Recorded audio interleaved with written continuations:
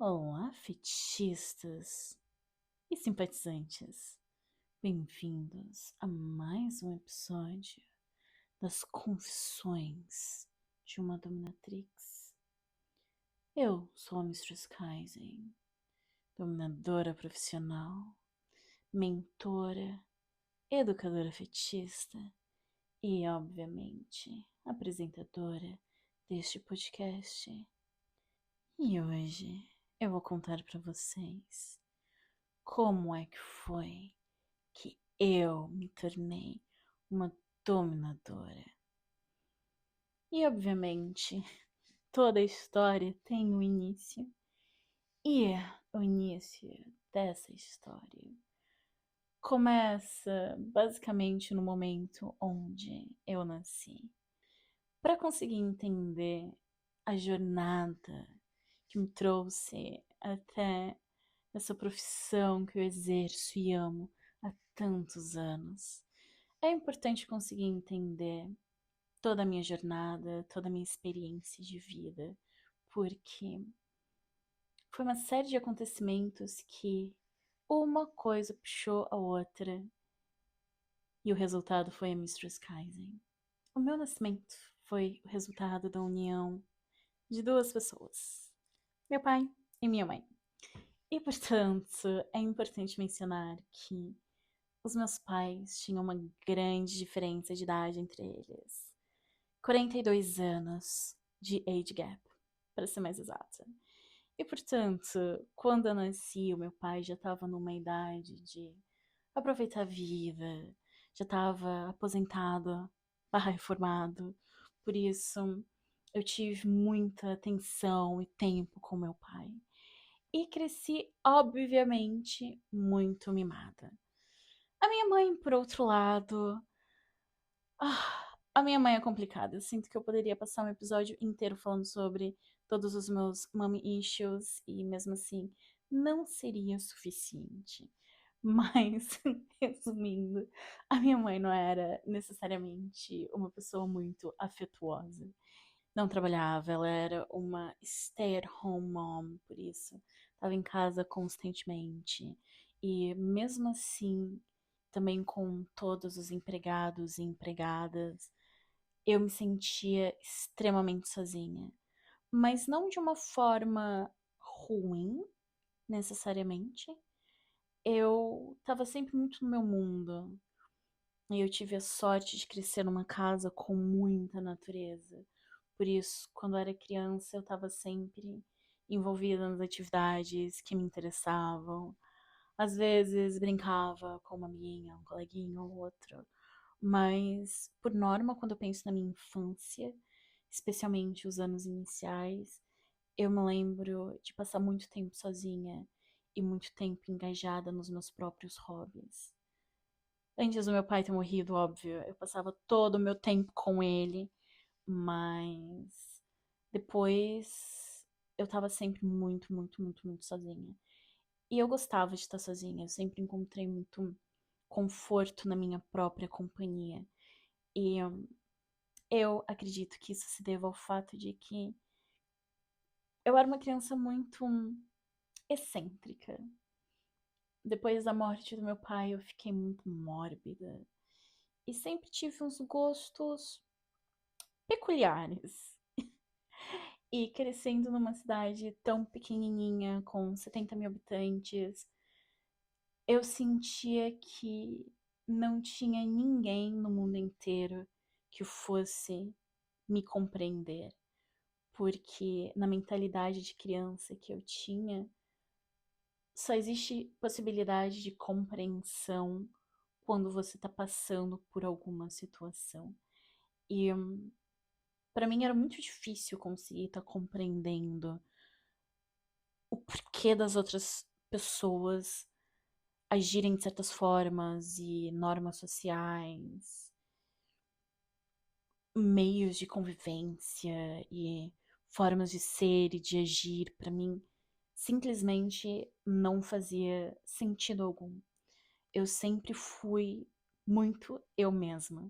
E por mais que eu tenha tido, obviamente, inúmeras fases, Eu sempre tive uma noção muito sólida de mim e eu sempre me senti muito fora da sociedade, porque a minha visão de mundo e a forma como a minha ética e a minha moral foi evoluindo ao longo dos anos, eu sempre me senti muito sozinha em toda a minha forma de ver o mundo. E, obviamente, para uma criança que tá sempre muito ao seu próprio entretenimento. Ai, assim, não posso estar reclamando. Eu vivia numa casa enorme, natureza, piscina, jardim. Eu amo a natureza. Desde pequenininha, sempre amei a natureza. Todas as plantas, os animais. Sempre foi algo que me fascinou em tantos níveis diferentes e continua me fascinando. Eu sinto que eu sou uma evolução clara da criança que eu fui. Eu sinto que a pessoa que eu sou hoje faz todo sentido porque eu continuo gostando das mesmas coisas, eu continuo tendo os mesmos hobbies, óbvio que de formas diferentes, mas continuo tendo a mesma curiosidade que eu sempre tive, eu sempre fui muito criativa e, obviamente, ao longo do meu crescimento, eu fui encontrando formas de exercer a minha criatividade. E, óbvio, BDSM sendo um desses espaços, mas a gente já chega nessa parte. Quando eu era criança, eu gostava mesmo muito de observar pessoas e observar a forma como as pessoas se relacionavam e observar os comportamentos, os gestos, a linguagem corporal, a forma como elas se comunicavam, se expressavam, às vezes até o mesmo sotaque das pessoas. E eu sabia que eu precisava, de certa forma, conseguir estar me encaixando na sociedade, por mais que eu não concordasse com todas essas normas sociais e expectativas, eu sabia que eu estava inserida aqui nessa humanidade e que por mais que eu me sentisse uma alienígenazinha, eu tinha que fazer funcionar e Humanos se tornou extremamente fascinante para mim como tema de estudo. E não muito tarde, provavelmente muito mais cedo do que eu consigo lembrar, eu comecei a tirar entretenimento dessas situações e desses contatos, por assim dizer. Eu sempre achei divertidíssimo interagir com pessoas e sempre fui muito extrovertida. Não o tempo todo, não são todos os dias que eu tenho vontade de interagir com outros seres humanos. Eu sinto que o meu sadismo começou a se expressar muito cedo, porque eu gostava de ver o que ia acontecer e testar os limites das pessoas, nas suas mais variadas formas, desde desobedecer para ver o que acontecia, ou até mesmo quebrar regras e descobrir que eu poderia sair absolutamente impune e que regras não serviam de absolutamente nada. Até ser, obviamente, convidada a me retirar da escola. Oh, God. Eu. Oh, quando eu tinha por aí uns 6 anos, eu atirei minha prima de 1 ano e qualquer coisa na piscina só porque eu queria ver o que ia acontecer.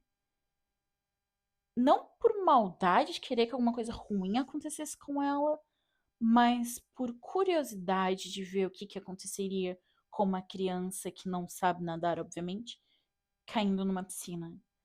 E a minha prima tá bem, desculpa, Amanda, por ter te jogado na piscina e quase ter causado problemas irreversíveis. Mas eu queria saber o que, que ia acontecer. E querendo saber o que, que ia acontecer. Grandes problemas de conduta. Eu demorei alguns anos até ter uma bússola moral e aprender a distinguir o certo do errado, porque é muito difícil quando você só faz as coisas para ver o que está acontecendo, porque é só mais um experimento, é só mais uma interação, é só mais uma curiosidade, um descobrimento, um fato. E mais importante de tudo, uma forma de descobrir vivências humanas. Eu sempre gostei muito de viver e experienciar a vida, e fazer coisas e ter novas experiências e construir novas memórias. Para mim, sempre foi e sempre vai ser a minha prioridade como ser humano. É experienciar a vida e experienciar coisas e chamem-me hedonista, I don't care mais. Independente de serem situações mais agradáveis ou até mesmo de eu não gostar assim tanto, de não ser tão interessante na prática quanto é na teoria, para mim, experiências no geral é o que faz a existência tão linda e tão incrível e ser um ser humano e ter o privilégio de estar aqui dia após dia com saúde, com possibilidades, para mim é incrível e evoluir, conseguir olhar para trás e perceber que a minha personalidade continua a mesma, só que de uma forma evoluída. É muito bom olhar para trás e perceber que as mudanças foram positivas. Engraçado pensar que quando eu era criança, tava no prezinho, eu deveria ter os meus 4 anos. Tinha um coleguinha que ele batia em todos os nossos coleguinhas, exceto em mim. Nós éramos assim, bestinhas. Os pais dele também tinham uma grande age gap e as nossas mães, elas eram amigas e estavam sempre juntas, por isso, consequentemente, nós também estávamos sempre juntos. E ele tinha tanto ódio no coração. Eu não sei. Ele sim tinha problemas de conduta violentos. Eu tava sempre com os meus problemas assim no off, fazendo as coisas na sombra. Ele era tipo na cara de todo mundo. E a certa altura eu comecei a pedir pra ele bater nos nossos coleguinhas, porque eu não queria de forma alguma tá causando problemas pra mim mesma em casa. A minha mãe não gostava assim tanto de mim. Existe um nível bem baixo de tolerância de comportamentos que eu poderia ter se, obviamente, chegassem nos ouvidos dela. Um, mas grande parte dos meus comportamentos ficaram entre bem e o passado. Eu considero que esse menino foi o meu primeiro submisso. Porque ele fazia absolutamente tudo que eu mandava, incluindo empurrar os nossos coleguinhas no chão, jogar contra a parede e buscar tipo os brinquedos que eu queria estar brincando. Enfim, várias situações. Um, ai, não quero estar falando nomes, mas se você é esse amiguinho, shout out, tipo, eu me pergunto com muita frequência o que, que é feito de ti. Eu sinto que foi por volta dos meus 14, 15 anos que eu finalmente me consolidei como um membro mais aceitável da comunidade, eu diria, porque eu já tinha um entendimento existente de quem que eu era, das minhas ações, eu já tinha mais consciência mesmo do meu lugar no mundo e eu comecei a viver muito de acordo com os padrões da sociedade, com aquilo que era esperado de mim. Eu nem sabia o que, que é que eu queria estudar na faculdade, mas eu já estava estudando para as provas, eu sabia que eu ia estar passando e eu sempre fui muito esforçada e sempre tive objetivos muito claros. E durante muito tempo, o meu objetivo principal era ser um ser humano normal. Aí, assim que eu consegui atingir um certo nível de normalidade, eu comecei a ter ataques de pânico, crises de ansiedade. Eu. Oh my god! Eu tava conversando com o meu primeiro namorado. Nós nos conhecemos quando eu tinha 14, começamos a namorar quando eu tinha 15. E eu tava conversando com ele esses dias. E ele me contou que tinha uma fofoca de que quando nós terminamos eu fiquei muito mal porque ele já não andava no mesmo colégio. E a realidade é que foi meu término mais tranquilo, mas eu de fato tava mesmo mal. Eu às vezes chorava na sala de aula, tinha tipo ataques de pânico, eu precisava ir pra coordenação e foram momentos onde tinha muita coisa acontecendo na minha vida ao mesmo tempo. E além disso tudo, eu também não tinha noção de objetivos daquilo que eu queria pra mim própria, porque eu tinha passado os últimos anos inteiros focada em ser um ser humano socialmente aceitável. O ano era 2011, eu tinha 16 anos. Fui emancipada, tava vivendo uma vida muito crazy entre países. E um belo dia estava eu no meu laptop lendo notícias, estando a par de tudo que estava acontecendo entre as minhas nações, quando eu me deparei com um artigo de sexualidade e bem-estar, que estava recomendado bem no cantinho do que eu estava lendo, que não tinha nada a ver com isso. E o que me chamou a atenção foi a imagem. Ai, eu me lembro também. Era um fundo preto, umas cordas assim que pareciam um dourado muito bonito e uma pessoa em suspensão com umas roupas assim flutuantes e caídas. E eu olhei aquilo e eu fiquei, uau, isso é arte. E era um artigo sobre Shibari e eu obviamente cliquei, sendo mais uma vez curiosa desde sempre. Eu cliquei para ver o que que era e hold and behold era um artigo todo sobre a liberdade e a expressão toda que envolve, que fornece essa prática.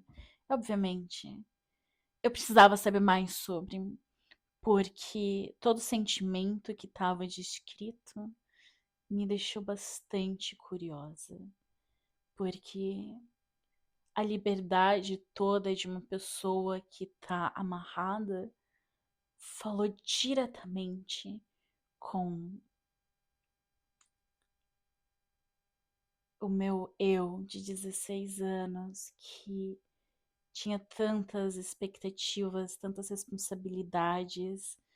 Uma menina que já vivia uma vida de adulta, não de uma forma divertida de todo, mas com muita responsabilidade em cima.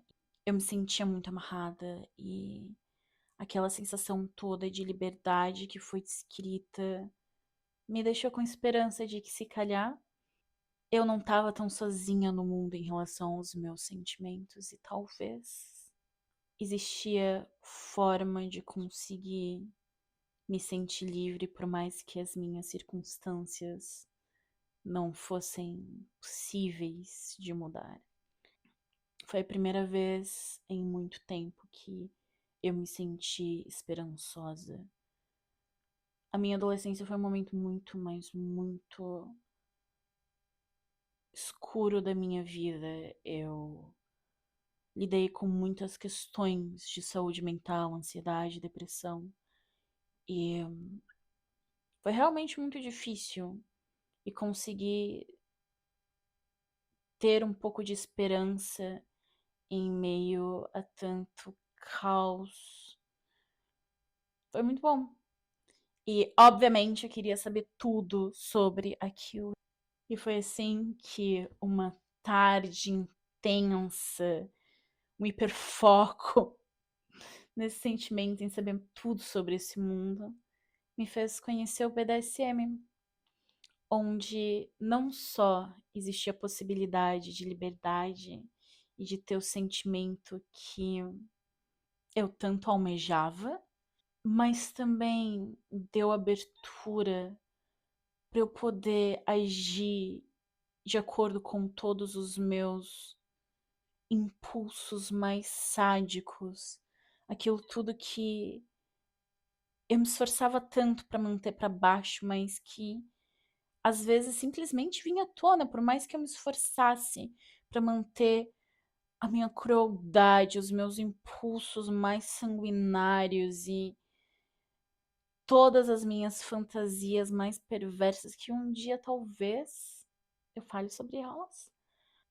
Eu poderia estar explorando isso tudo, sendo quem eu sou, na presença de outra pessoa. Eu ia poder finalmente ter esperança de experienciar o meu eu, que por mais que a sociedade toda pregue muito que toda diferença é ruim e que nós devemos nos encaixar em certos comportamentos, em certas estéticas, em certas vidas, por mais que eu vivesse muito dentro disso, dentro de mim e no meu íntimo, no meu mundo, no meu lugar seguro que eu criei pra mim mesma, eu sabia quem eu era e eu aceitava quem eu era. E eu me sentia muito mal por estar me aceitando e de repente eu descobri que dentro do BDSM, dentro dessas práticas todas, eu posso ser aceita e glorificada e adorada e ter o consentimento de outra pessoa e poder agir dentro de todas essas características minhas que eu sempre tive que manter tanto dentro do meu próprio mundinho, porque não são aceitas em sociedade. E quando eu descobri o que era BDSM, o que era ser dominadora, o que era ser sádica, quando eu descobri isso tudo, fez-se luz. E tipo, what do you mean? Que eu posso puxar o cabelo do meu namorado ou da minha namorada. E quando eu puxava o cabelo da minha amiguinha quando eu era criança, era mal. Como assim? Eu posso estar sendo extremamente malvada e cruel com as minhas palavras e alguém vai ficar horny com isso. E se eu falo mal com qualquer outra pessoa na minha vida, aí pronto, já sou rude isso e aquilo. Como assim eu vou poder descobrir o que acontece quando eu faço N ações? Como assim eu vou ter liberdade para fazer vários experimentos e descobrir quantas chicotadas até alguém tá sangrando? E assim, foi todo um mar de possibilidades que se abriu diante de mim. E se antes eu tinha a certeza, e única certeza, de que eu estava completamente sozinha nos meus impulsos e vontades, naquele momento que eu soube que existia uma forma consensual de agir em relação aos meus desejos mais perversos, com alguém que ia estar gostando tanto quanto eu. Agora eu tinha certeza que eu não estava sozinha e que um dia alguém ia me aceitar da mesma forma que eu já me aceitava, mas que vivia, obviamente, muito no meu íntimo. Mãe, que no momento dessa descoberta toda eu era virgem. Pouco tempo depois, os 50 tons de cinza explodiu. E uma das minhas melhores amigas do colégio leu o livro e veio me contar sobre todas as coisas e adolescência, 16 anos, kikiki. E eu fiquei tipo, uau, mas sabe, eu tenho uma confissão a fazer. Aí a minha amiga perguntou, o quê? E eu disse, eu também gosto de BDSM. Aí ela, tipo, sério? Como é que você sabe? Você é virgem. Mas eu sabia que eu, no que diz respeito a 50 tons de cinza, era o Christian Grey. Ai, da mesma forma que aos 30 anos é extremamente difícil pra mim me sentir sexualmente atraída por alguém, a menos é óbvio que essa pessoa seja muito legal e se encaixe numa série de critérios, eu tinha exatamente o mesmo problema quando eu tinha 16 anos. Então, perder a minha virgindade não era uma opção. Mas eu queria estar exercendo os meus direitos de dominadora anyway. Por isso, eu comecei a utilizar dos meus amigos para estar mandando neles. E num curto espaço de tempo, eu comecei a ser uma grande figura de autoridade entre os meus amigos. Eu peço desculpas, foi péssimo da minha parte, mas assim, eu não sabia melhor. I'm so sorry. Um, por isso, eu tive uma fase de dominadora tóxica, onde eu estava mandando e ordenando nos meus amigos sem consentimento expresso deles, de uma forma assim, um pouco coagida, talvez. Óbvio que não tinha nenhuma prática fetista acontecendo, tipo, mas eu tava sempre dando ordens e era faz isso, faz aquilo, e vai buscar meu lanche, e assina meu nome na ficha, e faz meu trabalho de casa, e faz isso pra mim, e faz aquilo. Enfim, era assim. Ai, o que que eu posso dizer? Eu usava dos meus atributos e fazia todos os homens fazerem aquilo que eu queria, porque a realidade é que nós éramos amigos, éramos, mas eu sabia que todos eles tinham segundas intenções comigo e essas segundas intenções foram eventualmente provadas, um a um. Muitas declarações. Mas alguns meses depois, o que pareceu uma eternidade, eu finalmente encontrei o meu segundo namorado. Porque o meu primeiro namorado eu não tive nunca intenções nenhumas de avançar com nada minimamente sexual com ele, porque nós éramos mais melhores amigos do que qualquer coisa. Nós simplesmente estávamos sofrendo da impulsividade heteronormativa entre adolescentes do sexo oposto que estão em convivência diária e uma proximidade que, óbvio, que tem que ser algo romântico, não pode ser só uma amizade. De qualquer forma, hoje em dia nós somos amigos. Mas tive o meu segundo namorado e ele, de fato, era alguém que eu gostava. E já tendo um objetivo claro de fazer sexo, eu queria já avançar com isso. Não queria estar esperando absolutamente por nada. Eu conheci ele assim, finais de abril, e logo em junho eu já tava, let's fucking do it. E a forma como se procedeu, talvez eu conte em um episódio no futuro. Vocês não merecem tanta informação hoje.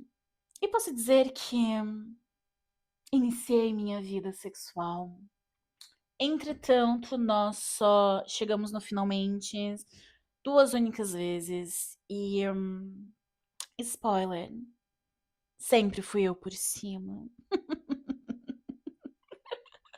Foi um choque quando eu descobri que não era o normal de se iniciar uma jornada na sua vida sexual sendo uma mulher indo por cima, mas foi assim. E depois das nossas duas únicas interações coitais, eu tive que terminar o relacionamento. Não porque eu não gostava dele, nossa, eu adorava ele, somos amigos também hoje, mas eu ia mudar definitivamente de país.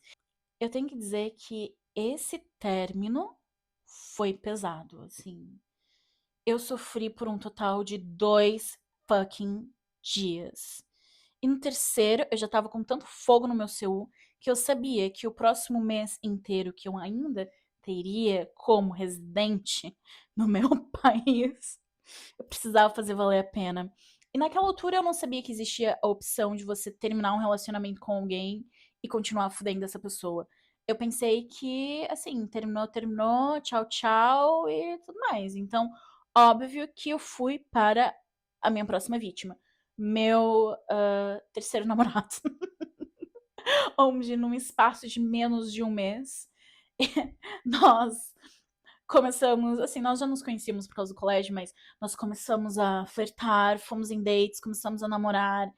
Ele perdeu todas as virgindades possíveis pra mim. Ele nunca não tinha nem beijado alguém. Eu fiquei muito grata pelo grupo de amigos que me deixou escolher novamente, porque eles eram todos não só da mesma turma, do mesmo colégio, mas também friends. E segundo que reza a lenda, depois, no final dos relacionamentos, eles estiveram desabafando e chorando juntos. Mas, de qualquer forma, trauma bonding. Eu, nesse relacionamento, eu consegui explorar muito mais a minha sexualidade, por mais que grande parte do relacionamento tenha sido à distância. Como eu estava sempre viajando entre os dois países, por mais que eu já estivesse vivendo aqui em Portugal, eu ia para o Brasil todos os meses. Eu acabava vendo ele com bastante frequência. Então, nós tivemos assim uma boa exploração sexual. Tenho que dizer que a primeira vez que eu tive um orgasmo durante o sexo foi a terceira vez que eu transei, que foi a primeira vez que eu transei com ele. E foi incrível. Eu lembro de dizer pra ele como é possível que um virgem é capaz de fazer isso tudo. E assim, gente, eu sabia, eu tinha certeza que ele era virgem porque nós tínhamos os mesmos amigos. Então, assim, eu já sabia do status dele antes de eu ir flertar com ele. Por isso, foi um momento de descoberta sexual, foi muito, muito, muito interessante. Mas depois nós terminamos. E eu passei um bom tempo sem ter mais nada com ninguém. Nós também não tivemos juntos durante muitos meses.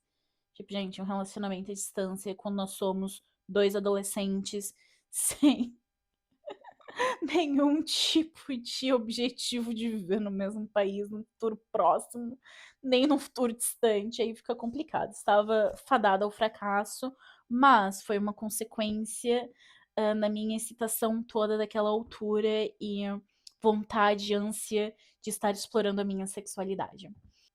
Experiência seguida de experiência, cada relacionamento que foi passando, à medida que eu ia conhecendo mais de mim e evoluindo todas as questões que eu precisava trabalhar em mim mesma. Relacionamentos vieram, relacionamentos foram, e eu fui, à medida que o tempo passava, intensificando mais a minha existência, consolidando a minha personalidade de dominadora. E aos 21 anos, eu entrei no meu primeiro relacionamento DS. Anteriormente era muito estritamente sexual e com pouca ou às vezes nenhuma troca de poder, mas sim uma dinâmica consolidada. não tão bem, com bastante espaço para melhoria, eu diria, como autocrítica da dominadora que eu sou hoje e da dominadora que eu era 9 anos atrás, com no meu primeiro relacionamento DS. Eu diria que foi toda uma jornada, e uma jornada um bocado tóxica por vários motivos. Tinha muita dependência emocional. Eu não soube lidar com várias situações que aconteceram. Eu não tinha maturidade emocional para ter a responsabilidade psicológica que eu tinha dentro daquele relacionamento. Grande parte das nossas regras não eram assim tão claras. Existia muita possessividade, muito ciúme e, honestamente, eu acho que o meu ex é uma pessoa excelente, meu noivo número 2, mas foi um relacionamento que definitivamente tinha muito espaço para estar melhorando, e eu levo todas as minhas falhas e todas as falhas também do meu ex como um grande aprendizado. E foi um momento onde eu descobri muito de mim, eu descobri muito dos meus fetiches, eu descobri muito daquilo que eu queria dentro de um relacionamento, da forma como eu queria ser tratada e cultuada e adorada. E foi um relacionamento que não necessariamente consolidou aquilo que eu queria para mim no futuro, e aquilo que eu quero e que eu sei hoje em dia que tá tão consolidado nos meus objetivos, naquilo que eu procuro numa pessoa num nível romântico, sexual, mas foi definitivamente uma virada de chave pro meu conhecimento. E, como já diria a Ariana Grande, I'm so grateful for my ex. E depois disso, pouquíssimo tempo depois que vocês já sabem que eu sou de emendar relacionamento, eu comecei um relacionamento dessa vez com um escravo. Ele era atencioso, carinhoso, inteligente, objetivos, estabilidade. Ele queria que eu tivesse bem, que eu tivesse boas experiências, e ele proporcionava experiências incríveis. Ele tirou tanto tempo logo no início para me conhecer e sempre respeitou tanto todos os meus limites e sempre se mostrou tão aberto para fazer o que fosse possível e impossível pelo meu conforto. Ele logo desde o nosso primeiro contato, desde um dia eu tenho que contar a história de como foi que eu conheci o meu primeiro namorado escravo, mas ah, ele era um amor de pessoa mesmo, assim.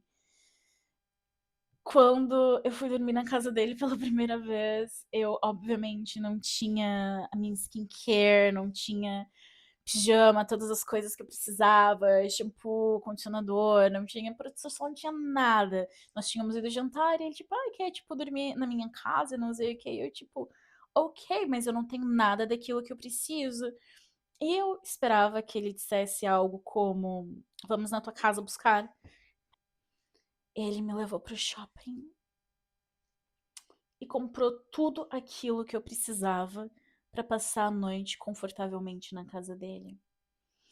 E logo de manhã eu acordei, tinha uma matcha já preparada do meu lado da cama na mesinha de cabeceira, junto com um pequeno almoço do restaurante que eu mais gostava perto da casa dele. E todos os dias que eu dormi na casa dele, foi exatamente assim que eu acordei, com o meu chá ou com a minha mate, dependendo do dia, já preparada para mim, junto com a minha comida, e com ele já no escritório, trabalhando para estar, obviamente, proporcionando o melhor da vida para mim. No início, a parte sexual foi super excitante para mim. Só que chegou um momento onde eu tava fudendo o seu dele mais vezes do que eu estava sendo, you know. E portanto, eu comecei a ficar revoltada. Porque por mais que as minhas necessidades fetistas e de cuidado e carinho e amor tivessem sido completamente preenchidas, eu não estava sendo preenchida. E se eu não estou sendo preenchida, nós temos um problema. E obviamente fui falar com ele sobre isso, não resultou assim tanto. Nós fizemos uma viagem incrível para tentar salvar o relacionamento. Não deu certo. E por mais que eu tivesse todas as minhas contas pagas e que tudo que eu quisesse acontecesse num piscar de olhos, características que talvez eu fosse apreciar muito mais hoje em dia, aos 30 anos de vida, o meu eu de 23 começou a ter fantasias de fazer o seu namorado escravo de corno, porque afinal não estava sendo penetrada, não suficientemente. E eu tive uma fantasia de fazer meu boy de cookie durante algum tempo, temporariamente. Depois, eventualmente, nós terminamos. A primeira coisa que eu fiz, porque nessa altura eu já sabia que dava pra fuder ex. Então, a primeira coisa que eu fiz assim que nós terminamos foi ir direto pra casa do meu ex. E eu fiquei muito satisfeita. Eu não consigo lembrar exatamente o que nós fizemos, mas eu lembro do sentimento de satisfação sexual e eu sei que eu gozei horrores. Shoutout pro meu noivo número 2. Ele realmente aprendeu exatamente como eu gostava. Muito bom menino. Muito bom menino. Depois do meu relacionamento MS ter acabado, eu sabia que eu precisava ficar um tempo solteiro, eu queria estar curtindo, eu queria, assim, números, queria assim, mais pessoas, mais fetiches, mais. Queria estar experienciando mais. Só que daí eu descobri que sexo casual pra mim não funciona. Por isso, eu comecei a testar a ideia toda de situationships. Só que eu não sabia fazer situationship. Eu sempre só soube namorar porque era o que eu tava fazendo desde os primórdios do tempo. Nunca tinha tido ficante. Ou a gente namorava ou a gente namorava. E daí, de repente, eu tive noivos. Mas ter um ficante pra mim era uma coisa super nova. Por isso, eventualmente eu acabei com 4 namorados simultaneamente. Cada um deles oferecia uma parte da minha necessidade como um todo. Por isso, eu sentia que os meus 4 namorados juntos faziam, na realidade, uma entidade romântica na minha vida. E para eu conseguir estar feliz e completa, eu precisava que os meus 4 namorados vivessem em união e que trabalhassem em conjunto, mesmo assim, teamwork, para garantir que eu estivesse sempre satisfeita e feliz em todas as áreas. Ou seja, todas as minhas necessidades sexuais, emocionais, psicológicas, gastronômicas, físicas, enfim, tudo aquilo que eu precisava que tivesse feito, cada um deles tinha, obviamente, um papel. Mas o grande problema tá no fato de que os meus namorados, eles não sabiam da existência um dos outros. E teve tudo bem durante um tempo, até eu ter percebido que eu estava vivendo uma vida extremamente vazia, que eu estava preenchendo um buraco dentro de mim. Não, não foi nesse momento. Só descobri isso muito depois. Um dia eu estava assim com os copos, tinha feito uma jardinagem, estava com um dos meus melhores amigos. E assim, eu sempre tive uma crush nele, mas nós éramos mesmo assim, bros. E de repente nós nos beijamos. Assim, esse acontecimento todo me fez me sentir tão mal, me fez repensar toda a minha vida. Aí depois eu engajei em assuntos psicodélicos e tive várias revelações do quão vazia estava a minha vida e como eu estava preenchendo as minhas necessidades emocionais com outras pessoas quando eu deveria estar preenchendo comigo mesmo.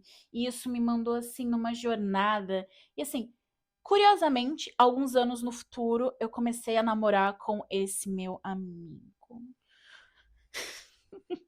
Ele provavelmente tá assistindo isso agora, por isso, tipo, oi, amor. Needless to say, que eu comecei a agir de formas diferentes. Eu comecei a lidar com muito trauma acumulado, com muitos motivos de certos comportamentos. Comecei a ter mais consciência de mim e realmente tive uma grande evolução em todos os aspectos, seja psicologicamente, emocionalmente. Foi tudo muito intenso. Eu tive uma grande mudança de perspectiva na minha vida. Nessa altura, eu já tinha alguns subs com quem eu, obviamente, não estava me envolvendo sexualmente, porque nessa altura eu estava em celibato. Portanto, assim, eu já tinha alguns subs, eu estava nessa altura também, de novo, mais uma vez, vivendo entre dois países, por isso conseguia ter vou dizer uma vida dupla, mas não é bem uma vida dupla, mas consegui, tipo, deixar um bocado separado essas esferas da minha vida. E, eventualmente, dentro de tudo que estava acontecendo ao mesmo tempo na minha vida, tá lidando com tanta coisa, me jogou um bocado pra baixo mesmo. E eu acredito fielmente que nós temos que cair pra conseguir estar levantando. E eu entrei num burnout muito grande. Mas mesmo num burnout muito, muito, muito, muito, muito grande. E nessa altura eu já tinha terminado a faculdade, já tinha começado a trabalhar, aberto empresa, fechado empresa, aberto empresa. Já tinha feito muita coisa no que diz respeito ao meu eu profissional, mas era tudo muito compulsório. Não era nada daquilo que eu necessariamente queria pra mim, mas sim aquilo que eu achava que as pessoas queriam, seja a minha mãe, meu pai. Eram expectativas alheias. Obviamente, quando a gente vive a vida para os outros, por mais que seja uma parte pequena, quer dizer, quando é que trabalho pode ser considerado uma parte pequena, trabalho é literalmente 8 plus hours do nosso dia.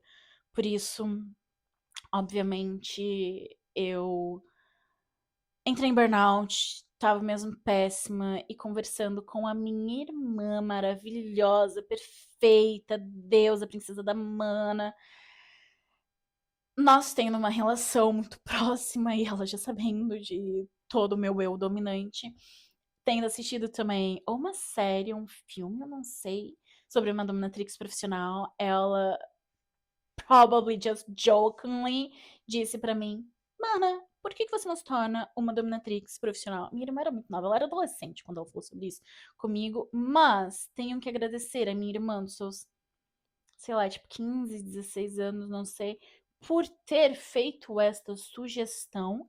E curiosamente, minha irmã tá na faculdade, o que ela tá estudando foi uma sugestão minha pra ela, por isso eu espero do fundo do meu coração que minha irmã seja tão feliz na minha sugestão quanto eu sou na dela. E não foi imediato, foi só uma ideia que ficou na minha cabeça. Demorou muito tempo até eu começar a consolidar mais as coisas. Só que eu fui pensando mais sobre isso e tive um shift nas minhas dinâmicas, enquanto antes era algo, yay, ganhei um tributo, ou nossa, adorei esse presente, por mais que os meus submissos estivessem me dando presentes ou tributos, ou me levando para viagens, todas as vezes que nós nos encontrávamos, passou a ser algo muito mais intencional. Eu já dizia, eu quero isso, eu quero aquilo, e foi um ponto muito importante para mim como pessoa e como evolução também de ser humano, porque eu passei a ser muito mais assertiva e a dizer exatamente aquilo que eu queria.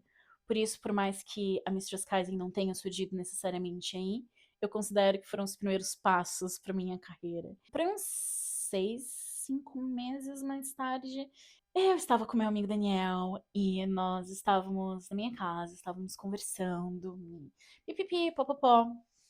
Ele se vira pra mim e já sabendo, obviamente, de todas as minhas inclinações, nunca fui uma pessoa discreta em relação aos meus gostos ou as minhas coisas favoritas para as pessoas do meu círculo mais íntimo. Por isso, obviamente, Daniel já sabia de todas as minhas predisposições fetichistas e ele se vira pra mim e diz: Amiga, por que que a gente não vira dominatrix juntas? No sentido de estarmos fazendo sessões juntas. E eu fiquei, isso é um sinal, porque eu não tinha falado sobre a conversa que eu tinha tido com a minha irmã, ou tudo que estava acontecendo no background. Foi mesmo uma ideia assim que veio do nada no meu amigo. E spoiler alert! Anos mais tarde, nós fizemos algumas sessões juntos. Foi assim, um full circle moment. Tipo, mesmo incrível, fantástico. Saudades, Daniel.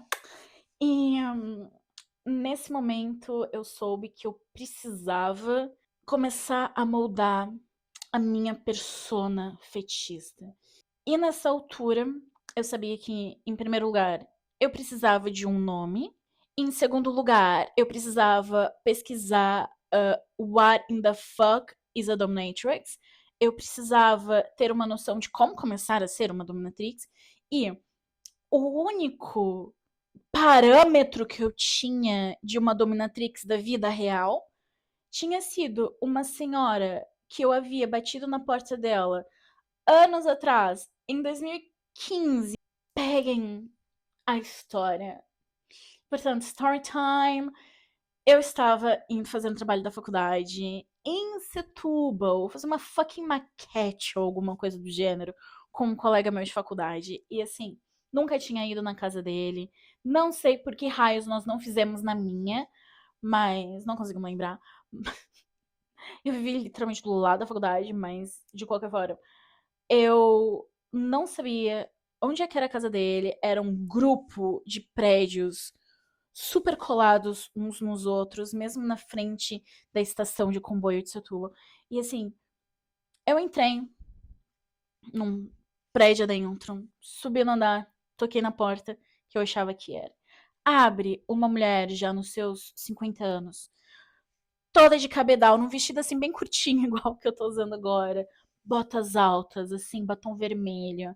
Honestly, diva. Ela não era necessariamente gata pra minha percepção da altura, mas eu achei ela mesmo poderosa. Por mais que eu não achasse ela esteticamente assim bonita, tipo, eu achei ela mesmo powerful. E eu fiquei tipo, what? Aí ela, tipo, sim. E eu perguntei se era a casa do tal colega e ela disse que não. E eu fiquei, ok. E pedi ajuda pra conseguir estar encontrando. E ela, tipo, sim, claro, eu posso te ajudar, não sei o quê. E, tipo, naquela altura, a internet não era igual é hoje em dia. Rede não pegava tão bem. Eu não tava conseguindo acessar a internet. Ela me emprestou o telemóvel dela, porque eu estava sem saldo. E assim, diva, salvou muito, me levou na porta do meu colega. E nesse trajeto todo, eu obviamente tive que perguntar pra ela por que ela tava vestida daquele jeito e tipo onde que ela ia e tudo mais, porque tinha achado mesmo icônico. E ela me explicou que ela era uma dominatrix profissional. Eu não consigo lembrar do resto da conversa, mas ela era literalmente a única dom que eu havia conhecido pessoalmente. E eu procurei nos anúncios e não consegui encontrar ela. Por isso, se alguém sabe de quem que eu tô falando, o apartamento dela era mesmo na frente da estação de comboios de Setúbal. Tenho que dizer que icônica, grandíssima influência. E obviamente, depois disso, não tendo um ponto de referência pessoal, eu tive que fazer muita pesquisa, muita pesquisa. Eventualmente, eu em junho de 2019, depois de ter desmistificado uma dominadora ser uma trabalhadora sexual, por mais que não exista sexo, por mais que não tenha nenhum tipo de contato direto de genitália. Tive que estar desmistificando o fato de que todo mundo ia achar que eu era uma prostituta. Tive que ficar, ok, tive que desmistificar toda a horrorfobia que eu tinha dentro de mim. Tive que entender que era uma decisão que ia mudar completamente o ramo da minha vida e que eu não ia conseguir estar voltando atrás. A partir do momento que eu desse a minha cara, todas as pessoas da minha vida iriam saber exatamente o que eu tô fazendo. E eu sabia que eu ia querer ter uma participação online, obviamente, e eu sabia que sempre ia ter o risco de todo mundo que eu amo estar vendo todo o conteúdo que eu produzo. E só a partir do momento que eu estive bem com todas essas questões, em acharem que eu sou uma PUTA, em assumirem várias coisas sobre mim, todos os relacionamentos que eu possivelmente poderia, devido à quantidade grande de pessoas extremamente tradicionais, conservadoras na minha vida, perder várias conexões, o que eu tenho que dizer que não aconteceu de todo, tenho muita sorte. Mas a partir do momento que eu consegui consolidar todos esses pensamentos e conseguir estar bem com todas essas possibilidades e tudo aquilo que implicava essa escolha profissional, que eu sabia que ia me deixar extremamente feliz, mas também sabia que ia ter todo um risco por trás, ia ser uma escolha que eu não ia conseguir estar voltando para trás e que ia ter muitas implicações a longo prazo na minha vida. A partir do momento que eu consegui estar em paz com tudo isso, a Mistress existiu. Aí eu pensei, qual que vai ser o meu nome? Vai ser o quê? Tipo, deusa o quê? Mistress o quê? E eu escolhi Mistress como título hierárquico porque literalmente significa dona da casa. E é assim que eu me identificava muito até então, porque grande parte da servidão dos meus escravos submissos até aquela altura era uma servidão muito doméstica. Então eu pensei, Mistress, agora vai ser Mistress o quê? Meu Deus, preciso de um nome. E assim, eu nunca fui uma pessoa muito criativa com nomes. Quando eu era criança, eu tinha uma série de peixes betas e à medida que eles iam morrendo, eu ia tendo novos e todos eles chamavam Shrek. Era Shrek primeiro, Shrek segundo, Shrek terceiro, Shrek quarto, Shrek quinto. E a partir do Shrek quinto nós tivemos Nemo primeiro, Nemo segundo, Nemo terceiro. E depois disso eu não tive mais peixes. Mas claramente não sou uma pessoa muito criativa com o nome e não queria estar utilizando o meu nome. Por isso, eu comecei a pensar. E eu já disse, né? Não sou muito criativa com nomes. Então eu pensei. Olhei pro meu braço. No meu braço tá tatuado Kaizen. Kaizen significa evolução constante.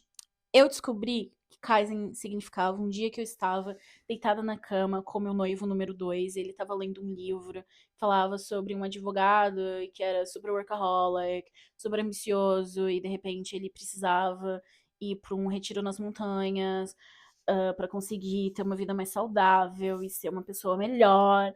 E ele descobria que existia uma palavra chamada Kaizen. Aí o meu noivo segundo se vira para mim e fala: Baby, look at this. Aí eu olhei e ele, essa palavra significa exatamente aquilo que você acredita na vida, o teu life motto.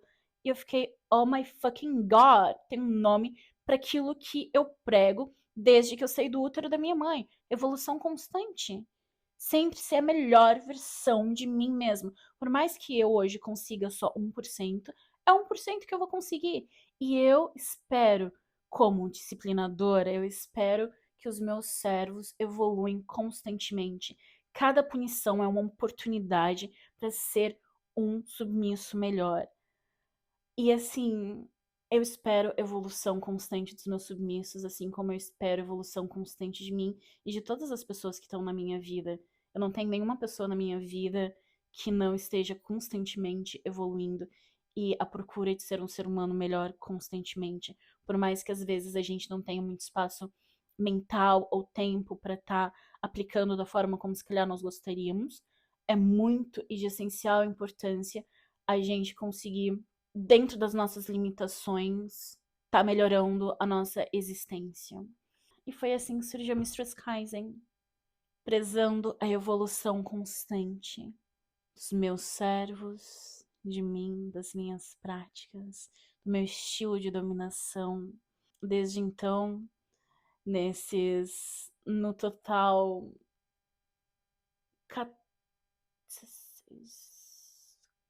14 fucking anos. Enfim, 14 fucking anos desde que eu iniciei a minha jornada como dominadora e, eventualmente, há 7 anos como dominadora profissional. Eu evolui imenso. Ano após ano, eu tô sempre à procura de aprender mais, seja lendo livros, fazendo novos cursos, conversando com especialistas na prática, tendo uma troca muito interessante, consumindo conteúdo e, o mais importante de tudo, vivendo e praticando. Dia após dia, sendo uma dominadora melhor, um ser humano melhor.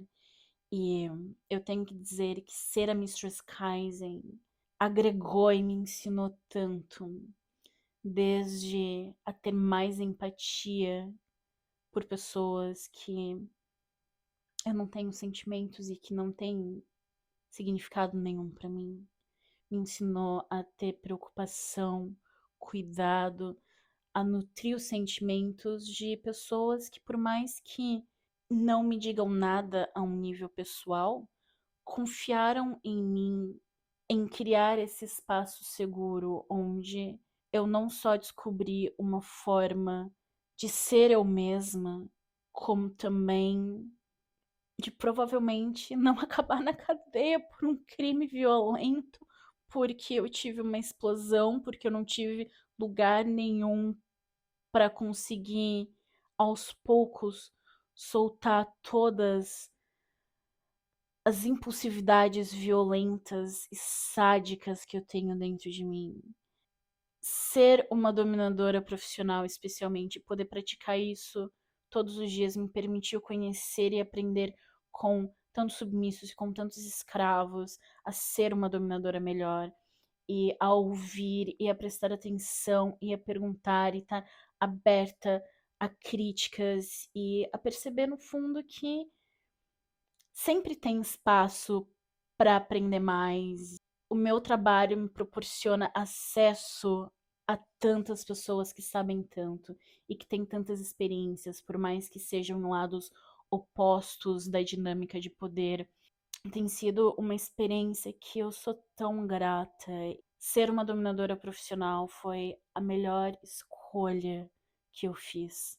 Foi uma escolha consciente, foi uma escolha demorada, foi uma escolha com muitas implicações, mas foi a melhor escolha que eu tomei. Eu não me vejo fazendo mais nada além de todos os trabalhos e títulos que eu tenho dentro do que significa ser uma dominadora profissional, incluindo apresentadora deste podcast. Por isso, eu tenho que agradecer a cada uma das pessoas que passaram pela minha vida ao longo desses 14 anos e que me ensinaram e tiveram tempo e carinho para estar me ajudando a crescer e me tornar cada vez mais um ser humano que eu amo e que eu admiro e que eu consigo viver livremente a todo tempo. O BDSM me deu um lugar seguro para ser eu mesma e para ser parabenizada por ser eu mesma, ao invés de ser julgada.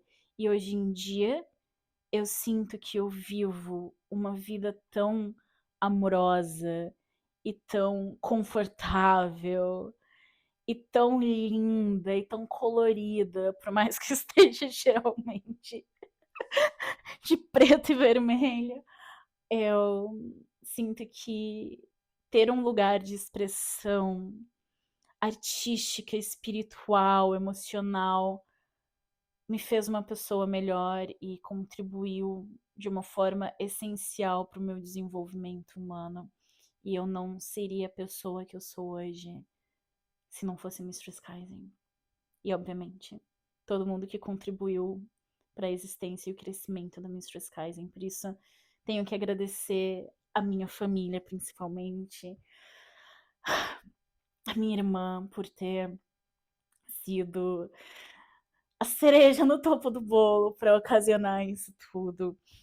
Obviamente, o meu irmão, que também sempre me apoiou em absolutamente tudo. As minhas tias, os meus amigos, minha melhor amiga, que também foi uma peça essencial e que me ensinou tanto sobre o profissionalismo e ética e sobre a indústria. Por isso, eu tenho que dizer que a Mistress Kaizen é um conjunto de todas as pessoas que passaram nesses últimos 14 anos. Por isso, obrigada a vocês e especialmente a Mistress Kaizen por ter sido um fator essencial para minha felicidade e aceitação. E foi assim que eu me tornei uma dominadora profissional. Portanto, no meu próximo episódio, vocês não merecem um spoiler. Não. Eu vou fazer um Q&A no Instagram do podcast, @confissões de uma dominatrix, sobre tudo é que significa ser uma dominadora e todo o meu trajeto até aqui. Por isso, se você ficou com alguma dúvida ou tem alguma curiosidade sobre esse episódio, corre lá, me segue e espera pela oportunidade de ter uma resposta da minha parte. E por hoje é tudo. Até a próxima. Agora vai. Sai daqui.